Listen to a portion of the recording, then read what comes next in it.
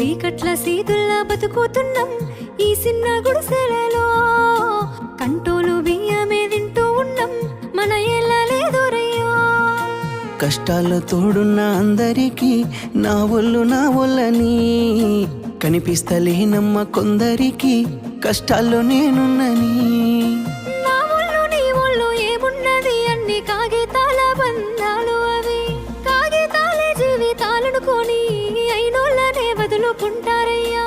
బాగుంటే 10 మంది వస్తారయ్యో చుట్టాలై మన ఇంటికి, లేకుంటే వదిలేసి పోతారయ్యో అయినోళ్ళే ముమ్మాటికి. చూస్తున్న చుట్టంత కళ్ళతోని జరిగేది నాటకమే.